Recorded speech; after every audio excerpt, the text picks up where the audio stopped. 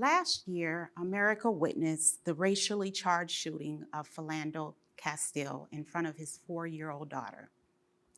The nation was paralyzed by the media coverage regarding this senseless shooting of an unarmed Black man. One factor that was overlooked was the trauma that occurred while his 4-year-old daughter sat in the back seat and watched. In 1969, a 12-year-old boy innocently passed out flyers to advocate for African Americans to vote. Later that evening, he was arrested for his crimes. His mother stood for 12 hours outside of the jail, waiting for him to be dismissed. Later that evening, as he was dismissed, he was whisked away to Chicago. By the time he was 20 years old, he had been arrested and he had been brutally beaten by Chicago police officers. Due to his untreated trauma, he later served 25 years in the penitentiary system. That man was my dad. A 3-year-old boy witnessed his mom being brutally beaten as a child. He was later placed in foster care, and there he was sexually and physically abused. His trauma wasn't treated.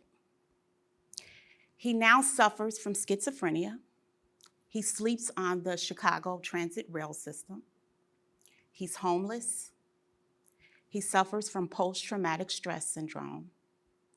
And that young man is my baby brother. You probably have heard that violence and trauma are public health issues. This is true, but the message is that exposure to violence can disrupt a child's development and functioning if left untreated. But there's hope for this vulnerable population.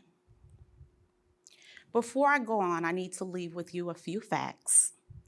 Traumatized populations show more significant differences in health outcomes than in non-traumatized populations. Research has shown that certain factors make children and adolescents more susceptible to developing violent behavior. These factors include family and community circumstances like poverty and racism, being homeless, domestic violence, and unstable housing. You may ask, why is a pharmacist bringing this to me? Isn't this a public health issue? My response to you is, this is a health equity issue. But if you need me to, let me put on my pharmacist hat for you.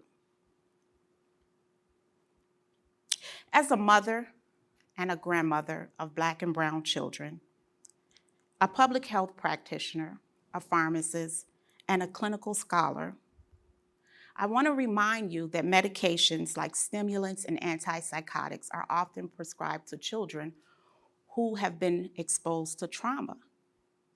And these medications are prescribed more to children of color. So, we have to find another way to promote resilience other than using medications. And I propose that we use a holistic view. First, we can start by building empathy. To create empathy, you must be willing to take an emotional risk.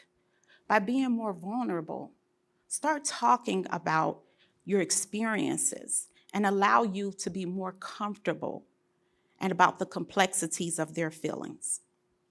Second, encourage young people to dream and imagine. Although me and my brothers lost our mother at a very young age, I always knew the power that I had in me. I always knew that I would one day reach back and save another young girl. Perhaps one of the greatest tools available to us is the ability to dream and see beyond the circumstances, to see beyond the situations. The ability to dream and imagine is an important factor to help foster hopefulness and optimism. And both of these contributes to overall well-being. Finally, we can begin by building critical reflection and take loving action.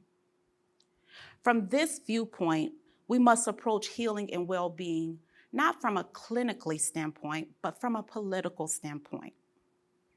This means that we must consider the ways in which the policies and practices and political decisions harm young people. All of these factors are collectively known as healing-centered engagement. Now, it sounds a little like trauma-informed care, but let me explain the difference between trauma-informed care and healing-centered engagement. The difference between trauma-informed care and healing-centered engagement is that trauma-informed care runs the risk of only focusing on the pathology, focusing on the trauma. But healing-centered engagement fosters the possibility of well-being. Trauma-informed care isn't wrong. I'm just proposing, instead of asking, what happened to you? What's wrong with you? Let's start asking, what's right with you? Everyone deserves to live the healthiest life as possible. Healing-centered engagement is a step toward a more holistic and humanistic framework to support young people who've been harmed.